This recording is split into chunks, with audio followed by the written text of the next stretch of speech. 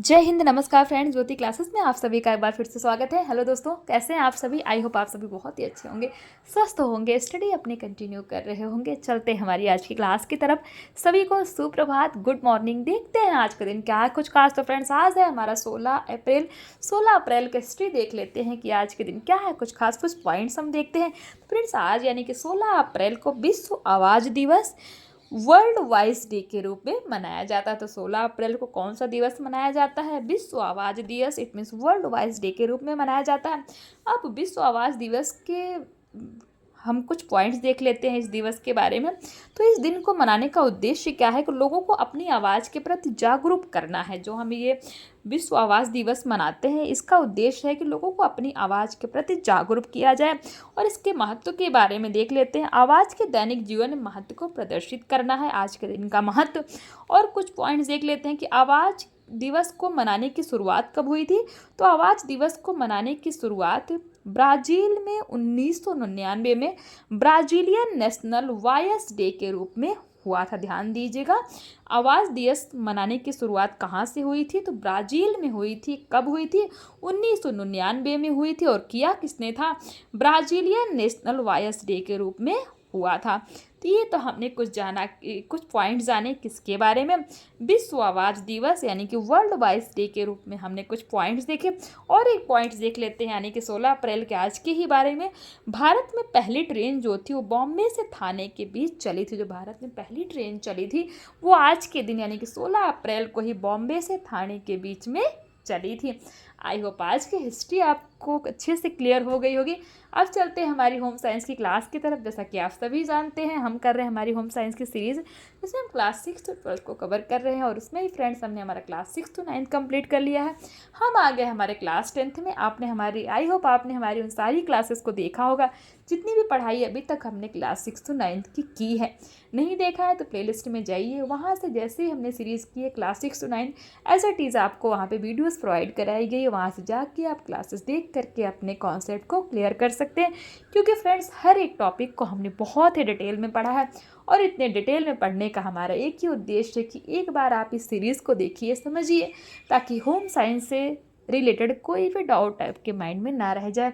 चाहे आप किसी भी क्लास के लर्नर्स हैं, किसी कॉम्पिटिटिव एग्जाम की तैयारी कर रहे हैं, या फिर किसी भी फील्ड में होम साइंस से अपना करियर देख रहे हैं ना फ्रेंड्स, सभी के लिए सीरीज़ काफ़ी हेल्पफुल होने वाली। तो प्लीज़, जैसे हमने सीरीज़ वाइज कराया है एज इट इज़ आप उसको करिए। आपको हमने क्या बताया, हम कर रहे हैं बेसिक टू एडवांस, यानी कि जहाँ से होम साइंस स्टार्ट होता है ना क्लास 6 से, वहाँ से हमने स्टार्ट किए क्लास 6 से लेकर पूरा 12 तक हम इस सीरीज़ को करने वाले हैं। और इसमें अभी जैसे हमने आपको बताया क्लास 6 to 9 हमने कंप्लीट कर लिया है। तो प्लीज़ जाइए, वीडियो देखिए और कॉन्सेप्ट अपने क्लियर कीजिए। और हाँ, अगर वीडियोज़ अच्छी लगे तो प्लीज़ चैनल को सब्सक्राइब करके बेल आइकन अवश्य प्रेस कर दीजिए, ताकि इसी तरह डिटेल में आप हमारे साथ जुड़ के पढ़ाई कर सकें। और इन वीडियोस को अपने दोस्तों के साथ भी शेयर कीजिए फ्रेंड्स, ताकि वो भी हमारी इस सीरीज़ का लाभ प्राप्त कर सकें। तो ये तो हमने कुछ पॉइंट्स देखे किसके बारे में, अपने सीरीज़ के बारे में जाना। और हमने आज की हिस्ट्री के बारे में एक दो पॉइंट्स जाना। हाँ, कमेंट करके ये ज़रूर बताइए कि कल कौन सा दिवस हमने सेलिब्रेट किया था। यानी कि 15 अप्रैल था कल की जो हमने क्लास की थी, उसमें हमने हिस्ट्री में क्या क्या देखा था, कितने पॉइंट्स देखे थे। एक आधा दो पॉइंट कुछ अगर आपने क्लास देखी होगी तो आपको याद होगा, तो कमेंट के माध्यम से बताइए कि 15 अप्रैल की हिस्ट्री क्या थी जो कि हमारी प्रीवियस क्लास हुई थी। तो प्लीज़ कमेंट करके बताइए। चलिए, तो कुछ बातें हो गई, स्टार्ट करते हैं आज की क्लास। जैसा कि आप सभी जान रहे हैं, हम कर रहे हैं हमारा क्लास 10th। और क्लास 10th में फ्रेंड्स हमने हमारा चैप्टर जो क्या था, क्लास 10th का हमारा चैप्टर 9th था, पर्यावरण और उसका जनजीवन पर प्रभाव हमने था। ये हमने कंप्लीट कर लिया है फ्रेंड्स। सभी कुछ हमने पढ़ लिया। हमने पर्यावरण प्रदूषण के प्रकार देख लिए कि पर्यावरण प्रदूषण होते कितने प्रकार के हैं। अब सारा ही कुछ हमने पढ़ लिया। अब एक बार देख लेते हैं अध्याय एक नज़र के माध्यम से, हम इस चैप्टर को एक बार रिवीजन कर लेते हैं। देन हम चलते हैं इन्हीं से रिलेटेड कुछ क्वेश्चन आंसर्स की प्रैक्टिस की तरफ। तो हमने पर्यावरण देखा था, प्राकृतिक पर्यावरण देखा था, सामाजिक पर्यावरण, सांस्कृतिक पर्यावरण, ये हमने पढ़ा था। पर्यावरण संरक्षण क्या होता है, इनके बारे में भी हमने पढ़ा था। पर्यावरण प्रदूषण के बारे में जाना था। पर्यावरण प्रदूषण के प्रकार देखे थे, जिसमें हमने 4 तरह के प्रकार देखे थे। ये देखिए, वायु, जल, ध्वनि और मृदा प्रदूषण। वायु प्रदूषण देखा था, प्रदूषण के कारण देखे थे कि प्रदूषण के कौन कौन से कारक हैं। जल प्रदूषण देखा था, जल प्रदूषण क्या कहलाता है। मृदा प्रदूषण हमने देखा था, ध्वनि प्रदूषण देखा था, और भी बहुत सारे पॉइंट्स हमने, जैसे कचरा प्रबंधन के स्रोत, पर्यावरण संरक्षण, इन सभी के बारे में हमने बहुत डिटेल में पढ़ा है इस पूरी क्लास के प्रीवियस क्लास के माध्यम से। आई होप आपने हमारी उस क्लास को देखा होगा, नहीं देखा है तो प्लेलिस्ट में जाके वहाँ से देख करके इस क्लास को अपने कॉन्सेप्ट क्लियर कर सकते हैं। अब चलते हैं हमारे आज की क्लास की तरफ, जिसमें हम करने वाले हैं पर्यावरण से ही रिलेटेड कुछ क्वेश्चन आंसर्स की प्रैक्टिस। देखिए, ये हम आज की क्लास में करेंगे। देखते हैं बहुविकल्पी प्रश्न में कि हमारा पहला प्रश्न क्या कहता है। प्रश्न 1 कहता है, पर्यावरण कहते हैं, पर्यावरण किसको कहते हैं। ऑप्शन ए है प्रदूषण को कहते हैं, ऑप्शन बी वातावरण को, ऑप्शन सी पृथ्वी के चारों ओर के वातावरण को, ऑप्शन डी कहता है उपरोक्त में से कोई नहीं। तो फ्रेंड्स, ऐसा हो नहीं सकता कि उपरोक्त में से कोई नहीं। तो पर्यावरण किसको कहते हैं, जो पृथ्वी के चारों ओर से वातावरण को जो घिरा होता है, उसी को हम क्या कहते हैं, पर्यावरण कहते हैं। ध्यान दीजिएगा, किसको कहते हैं, जो पृथ्वी को चारों ओर से घेरा हुआ है, वही क्या है, पृथ्वी के चारों ओर के वातावरण को ही हम पर्यावरण कहते हैं। तो हमारा option number C is right answer. प्रश्न 2 कहता है, पर्यावरण के प्रकार बताइए। ऑप्शन ए कहता है प्राकृतिक पर्यावरण, ऑप्शन बी सांस्कृतिक पर्यावरण, ऑप्शन सी सामाजिक पर्यावरण, एंड ऑप्शन डी ये सभी। तो फ्रेंड्स, पर्यावरण के ये सारे ही प्रकार हैं, तो ऑप्शन डी इज हमारा राइट आंसर। इट मीन्स ये सभी। तो क्वेश्चन नंबर 3 देखते हैं, भौगोलिक पर्यावरण में क्या क्या शामिल है। ऑप्शन ए वायु, ऑप्शन बी पेड़ पौधे, ऑप्शन सी आकाश, ऑप्शन डी ये सभी। फ्रेंड्स, जो हमारा भौगोलिक पर्यावरण होता है उसमें वायु भी आता है, पेड़ पौधे भी आते हैं, आकाश भी आते हैं। तो हमारा आंसर क्या हो जाएगा, इट मीन्स ये सभी, यानी कि ये सारे ही हो जाएंगे। तो ऑप्शन नंबर डी इज हमारा राइट आंसर। क्वेश्चन 4 देखते हैं, पर्वतीय प्रदेशों में मकान बनाए जाते हैं। जो पर्वतीय प्रदेश होते हैं, पहाड़ी प्रदेश होते हैं, उनमें किस तरह के मकान बनाए जाते हैं। तो ऑप्शन ए है ईंट के, ऑप्शन बी लकड़ी के, ऑप्शन सी मिट्टी के, ऑप्शन डी ये सभी तो होंगे नहीं। तो प्रदेशों में, पर्वतीय प्रदेश जो होते हैं फ्रेंड्स, तो उसमें मकान किसके बनाए जाते हैं, तो लकड़ी के मकान बनाए जाते हैं। It means option B is हमारा राइट आंसर। क्वेश्चन 5 देखते हैं, पर्यावरण का प्रभाव पड़ता है किस पे। ऑप्शन ए जनसंख्या पर, ऑप्शन बी पेड़ों पर, ऑप्शन सी हवा पर, ऑप्शन डी ये सभी। तो फ्रेंड्स, पर्यावरण का प्रभाव पड़ता है किस पे, जनसंख्या पर पड़ता है। तो क्वेश्चन नंबर ए इज हमारा राइट आंसर। क्वेश्चन 6 देखते हैं, पर्यावरण का मनुष्य के जनजीवन पर प्रभाव का विभाजन है। ध्यान दीजिएगा, पर्यावरण का मनुष्य के जनजीवन पर प्रभाव पड़ता है कैसा, प्रत्यक्ष प्रभाव पड़ता है, अप्रत्यक्ष प्रभाव पड़ता है। सी है ए और बी दोनों, एंड डी कहता है इनमें से कोई नहीं। तो फ्रेंड्स, हमने पढ़ा था ना कि पर्यावरण का मनुष्य के जनजीवन पर प्रत्यक्ष प्रभाव भी पड़ता है और अप्रत्यक्ष भी प्रभाव पड़ता है। अप्रत्यक्ष कैसे पड़ता है, प्रत्यक्ष कैसे पड़ता है, इन सभी को डिटेल में हमने पढ़ा था। It means option C is हमारा राइट आंसर, कि प्रत्यक्ष और अप्रत्यक्ष दोनों ही हो जाएगा। क्वेश्चन 7 देखते हैं, पशुओं के गोबर से बनाई जाती है। पशुओं के गोबर से क्या बनाई जाती है। ऑप्शन ए कहता है biogas, option B petroleum gas, option C A व बी दोनों, एंड ऑप्शन डी कहता है इनमें से कोई नहीं।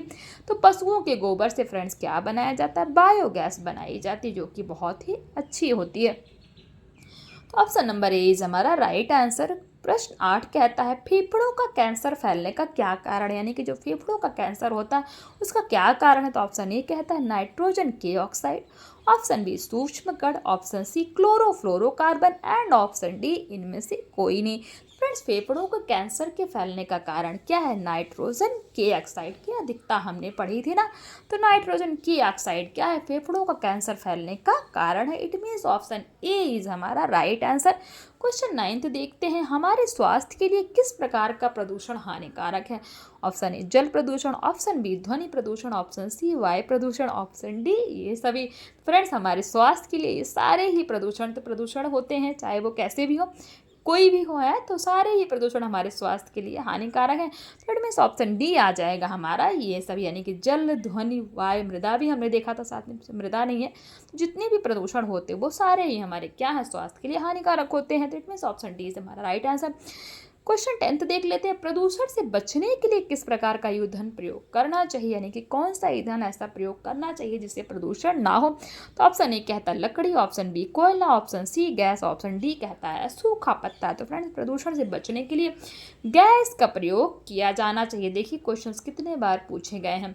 हमारे स्वास्थ्य के लिए किस प्रकार का प्रदूषण हानिकारक 2020, 14, 13, 11 में पूछा गया। ये भी 19, 17 में पूछा गया, इसीलिए ये क्वेश्चन बहुत ही इंपॉर्टेंट है फ्रेंड्स। क्वेश्चन 11 कहता है प्रकृति में ऑक्सीजन का संतुलन बनाए रखते हैं। ध्यान दीजिएगा, प्रकृति में ऑक्सीजन का संतुलन कैसे बना रहता है। ऑप्शन ए कहता है मनुष्य, ऑप्शन बी कीट पतंगे, ऑप्शन सी वन्य जीव एंड ऑप्शन डी पेड़ पौधे। तो फ्रेंड्स पेड़ पौधे जो होते हैं प्रकृति में संतुलन बनाए रहते हैं। देखिए कितनी बार क्वेश्चन आया है, 2008, 12, 8, 5 है, तो सभी में आया हुआ, बहुत इंपॉर्टेंट है ये। क्वेश्चन 12 कहता है पौधों से ऑक्सीजन प्राप्त होता है कैसे। ऑप्शन ए रात में, ऑप्शन बी शाम को, ऑप्शन सी दिन में, ऑप्शन डी सभी समय पर।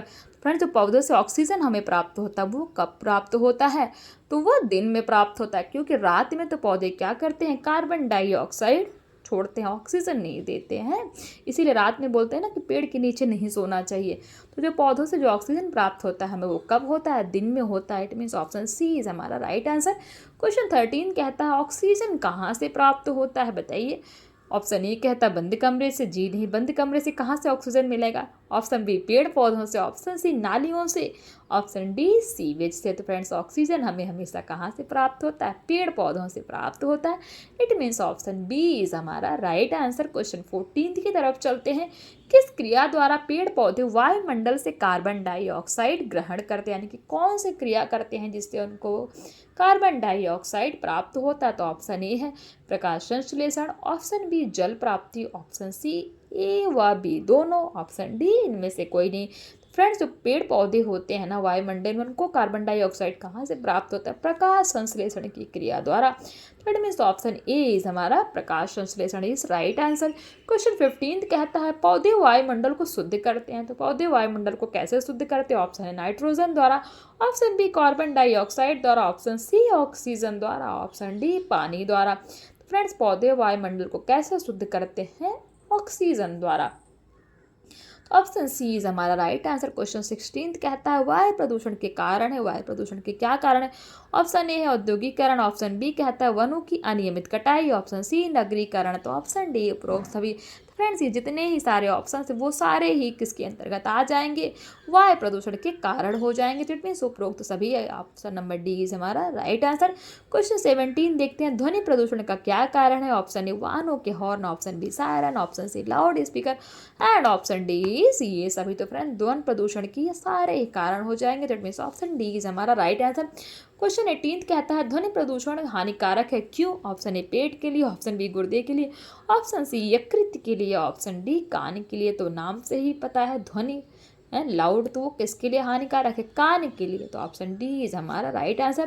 क्वेश्चन 19 कहता है लाउड स्पीकर की आवाज़ से किस प्रकार का प्रदूषण होता है। ऑप्शन ए वायु प्रदूषण, ऑप्शन बी ध्वनि प्रदूषण, ऑप्शन सी मृदा, ऑप्शन डी जल प्रदूषण। तो फ्रेंड्स लाउड स्पीकर की आवाज़ से किस प्रकार का प्रदूषण होता है, ध्वनि प्रदूषण।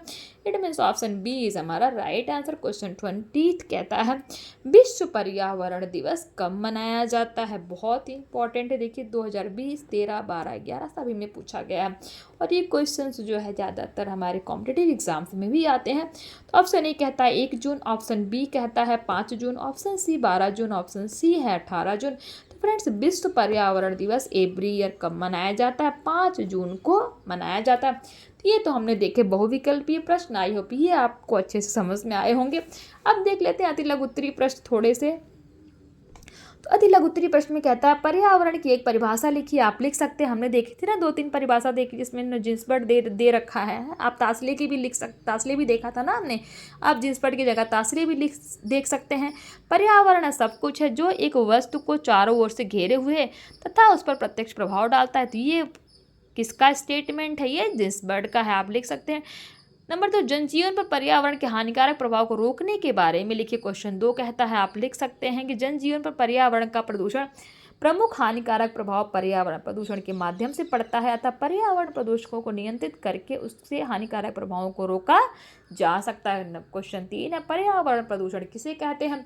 तो पर्यावरण का किसी एक भाग अथवा सभी भागों को दूषित होना ही क्या है? पर्यावरण प्रदूषण कहलाता है। देखिए कितनी बारी क्वेश्चन पूछा गया। क्वेश्चन 4 है, पर्यावरण प्रदूषण होने के कोई 2 कारण बताइए कि किन कारणों से होता है। घरेलू अपमार्जक हो गया, हमने सीवीएस देखा था, बहुत सारी चीज़ें हमने देखी थी। वायुमंडल में कार्बन डाइऑक्साइड की मात्रा का बढ़ना।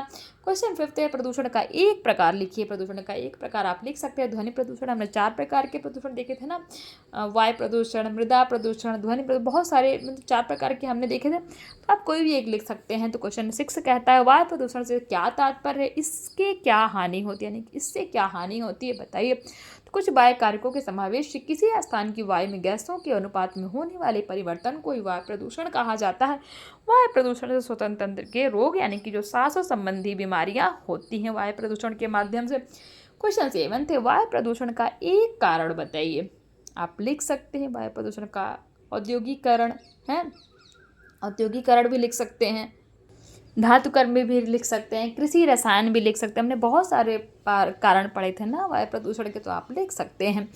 क्वेश्चन 8 थे, वायु प्रदूषण से फैलने वाले 4 रोगों के नाम बताइए। हमने वो भी पढ़ा था, तो आप लिख सकते हैं। तपेदिक, तंत्रिका तंत्र रोग, काली खांसी आदि रोग हो जाते हैं। क्वेश्चन 9 थे, मिल व कल कारखाने वातावरण कैसे दूषित करते हैं? जो मिल होते हैं वो कल कारखाने होते हुए कैसे वातावरण को दूषित करते हैं?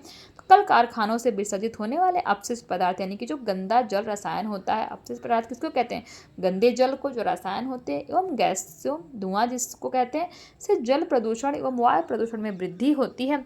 इसके अतिरिक्त इसमें उत्पन्न ध्वनि से ध्वनि प्रदूषण में वृद्धि होती है। क्वेश्चन 10 कहता है, जल प्रदूषण के कारण लिखिए। देखिए 2020, 19, 16, 13 में आया है। जल प्रदूषण के 2 कारण लिखकर उनके निवारण के उपाय भी लिखिए। लिख सकते हैं, जल प्रदूषण के 2 प्रमुख कारण जल स्रोतों में औद्योगिक अपशिष्ट एवं घरेलू वाहित मल का मिलना, औद्योगिक अपशिष्टों को जल स्रोतों में मिलने से रोकना, सीवेज ट्रीटमेंट प्लांट, जैव उर्वरक के प्रयोग आदि से जल प्रदूषण का निवारण किया जा सकता है। क्वेश्चन 11 है, जल किस पदार्थ से दूषित होता है? तो जल अकार्बनिक पदार्थ से दूषित होता है। क्वेश्चन 12 कहता है, मृदा प्रदूषण का जनजीवन पर क्या प्रभाव पड़ता है? आप लिख सकते हैं।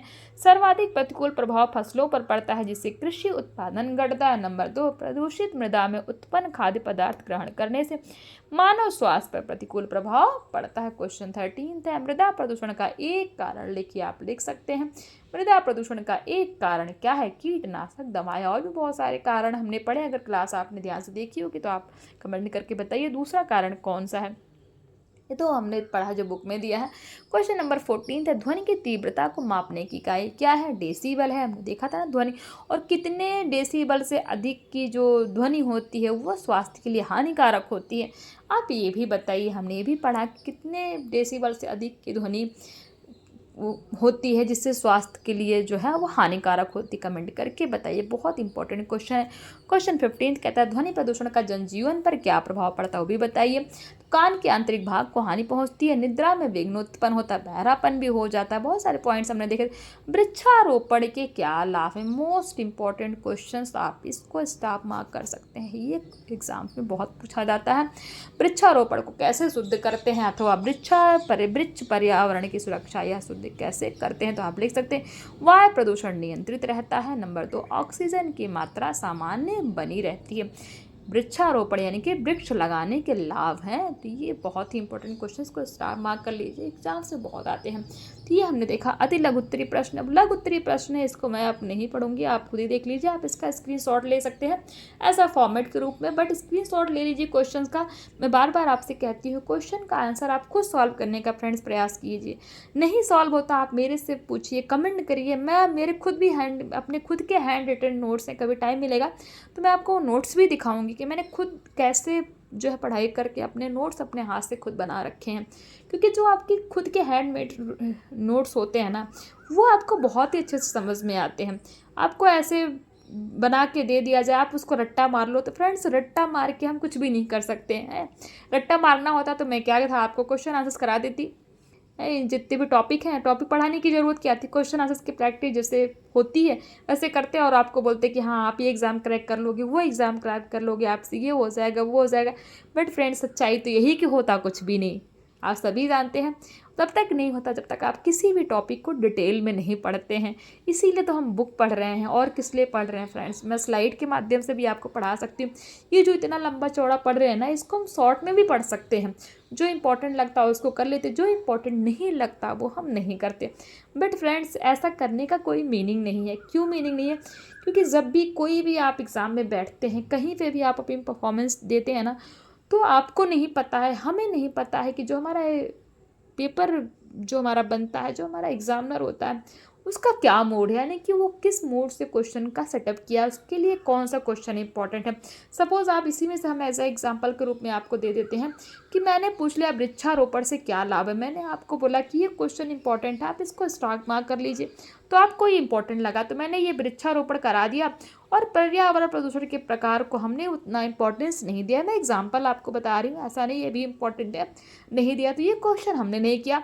और एग्ज़ाम में इसको ना पूछ करके इसको पूछ लिया गया, तो आप तो यही बोलोगे ना कि नहीं हमने तो ये तो पढ़ा नहीं, हमने तो यही पढ़ा था क्योंकि ये इंपॉर्टेंट था, हमने इंपॉर्टेंट ही क्वेश्चंस किया था। तो फ्रेंड्स ऐसा कुछ नहीं होता, किसी को नहीं पता होता कि क्या इंपॉर्टेंट है। रियलिटी यही है फ्रेंड्स, सच्चाई है। कहने को मैं आपको कुछ भी कह दूँ कि नहीं ये क्वेश्चन इंपॉर्टेंट, ये क्वेश्चन आप इसको कर लीजिए, इसको मत कीजिए। बट फ्रेंड्स किसी को भी, किसी टीचर को नहीं पता होता, किसी बच्चे को नहीं पता होता इंपॉर्टेंट क्या है। इसीलिए देखिए हम कितने ऑनलाइन क्लासेस लेते हैं, कितना पे बैच खरीदते हैं किसी भी एग्ज़ाम्स के लिए, उसके लिए हम पैसा भी पे करते हैं। और जितने भी हमारे टीचर्स होते हैं अपनी, ऐसा नहीं है वो सभी अपनी तैयारी से पढ़ाते हैं।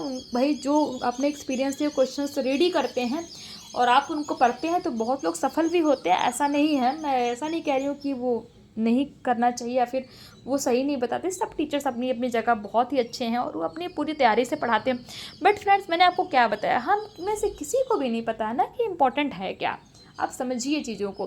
तो इसीलिए मैं इतना डिटेल में आपको इसीलिए पढ़ा रही हूँ, इसीलिए हम बुक पढ़ रहे हैं कि आप सब कुछ पढ़िए, जो इम्पोर्टेंट लगे उनको भी पढ़िए, जो इम्पोर्टेंट ना लगे उनको भी पढ़िए। क्योंकि आप जब सब कुछ पढ़ के जाएंगे तो एग्ज़ामिनर आपसे क्या ही पूछ लेगा। ध्यान से समझ में आ रही है ना बातें, पूछेगा वही जो आपके सिलेबस में है। और सिलेबस में जब आपने हर चीज़ पढ़ी है, हर एक पॉइंट को, हर एक टॉपिक को पढ़ा हुआ है, सबको समझा हुआ है, तो क्या ये पूछ लेगा, उसी में से पूछेगा। और आप अगर अच्छे से तैयारी करके गए हैं, ईमानदारी से आपने पढ़ाई की है, तो आपको सफल होने से कोई भी नहीं रोक सकता है। तो इसीलिए आपको मैं बोलती हूँ कि डिटेल में पढ़िए, क्योंकि डिटेल में पढ़ेंगे कहीं पे भी सफलता हासिल करना है, चाहे वो आपका एजुकेशन हो, चाहे आपकी कोई स्किल्स हो, कुछ भी हो, है ना, अदर स्किल्स हो, है कुछ भी हो, तो आप कहीं पे भी अगर आपको मास्टरी करनी है तो आपको डिटेल में तो जाना ही जाना पड़ेगा फ्रेंड्स। अगर हम ये सोचें कि हम शॉर्टकट में ये कर लेंगे वो कर लेंगे और हम उसमें मास्टर्ड हो जाएंगे, तो ऐसा पॉसिबल नहीं है। कभी कभार किस्मत साथ दे देती है, बाई लक हो जाती हैं चीज़ें, तो वो अलग बात है। बट फ्रेंड्स ऐसा कुछ नहीं होता, ये सब बस सपनों में ही अच्छी लगती हैं और कहने में ही अच्छी लगती है। रियलिटी तो यही है कि जब तक आप डिटेल में नहीं जाएंगे आप किसी भी फील्ड में अपनी मास्टरी प्राप्त नहीं कर सकते हैं। तो इसीलिए मैं बार बार कह रही हूँ कि क्लास को बार बार देखिए, समझिए, चीज़ों को समझने की कोशिश कीजिए। मैं अपनी तरफ से पूरा समझाने का प्रयास करती हूँ। फिर भी फ्रेंड्स मैं भी तो इंसान ही हूँ, अगर हो सकता है कि मुझे लगता हो कि मैंने सब कुछ समझा दिया, आपको समझ में ना आता हो, तो आप प्लीज़ कमेंट करिए, आप पूछिए, मैं पूरा का प्रयास करूँगी कि आपको उसका रिस्पॉन्स मिले। तो प्लीज़ इसीलिए डिटेल में पढ़िए, क्लास देखिए। नहीं देखने का मैंने आपको बार बार बोला है, एज अ स्टोरी की तरह आप सुनिए इसको। समझ लीजिए एक टॉपिक है, आप इसको सुनिए, एज अ स्टोरी की तरह फील कीजिए। नहीं समझ में आता तो छोड़ दीजिए, है ना। तो प्लीज़ डिटेल में पढ़िए। और बुक से ही पढ़ाने का आपको थोड़ा बोरिंग लग रहा होगा, बट बुक से क्यों पढ़ रहे हैं हम? बुक से क्योंकि आप सभी जानते हैं बुक ही एक ऑथेंटिक सोर्स है फ्रेंड्स। क्वेश्चंस मैं अपनी मर्ज़ी से कुछ भी बना सकती हूँ, कुछ भी दे सकती हूँ, स्लाइड्स भी बना सकती हूँ, बट आपको कहीं ना कहीं डाउट रहेगा। बट ये बुक जो है ना, बुक में मेरा कुछ नहीं है। और यही बुक पढ़ करके जिस भी सब्जेक्ट की बुक को, जिस भी सब्जेक्ट की हम तैयारी करते हैं, जिस भी सब्जेक्ट अपनी मास्टरी चाहते हैं, हर सब्जेक्ट की बुक पढ़ के ही सारे टीचर मास्टर्ड हुए हैं। हकीकत तो यही है, रियलिटी है फ्रेंड्स, है। तो प्लीज़ बुक पढ़िए और समझिए, समझने का प्रयास कीजिए। तो ये कुछ क्वेश्चंस हमने देखे, ये लघु उत्तरीय प्रश्न है। पर्यावरण प्रदूषण के प्रकार बताइए। देखिए अभी हमने ऊपर ही देखा था ना, कहाँ गया हमारा पर्यावरण प्रदूषण के प्रकार। अच्छा, हमने वो अध्याय एक नज़र के माध्यम से देखा था। तो ये देखिए वही दे दिया है, कुछ नहीं है बट थोड़ा सा इसको बड़ा करके दे दिया है।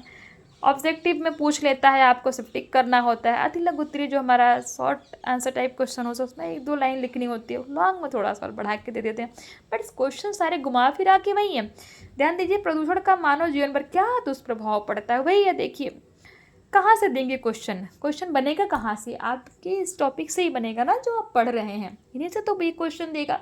चाहे इसको 4 लाइन में पूछ ले, चाहे 2 लाइन में, चाहे 1 वर्ड में पूछ ले, है। तो प्लीज़ इसको सॉल्व करने की कोशिश कीजिए। ये हमारा क्वेश्चन 2 हो गया। क्वेश्चन 3 में देख लीजिए क्या पूछ रहा है। ये क्वेश्चन 3 में पूछ रहा है वायु प्रदूषण से क्या तात्पर्य, यानी कि वायु प्रदूषण का क्या अर्थ है। कितनी बार हम पढ़ें, तो पढ़ा ना 4 तरह के प्रदूषण।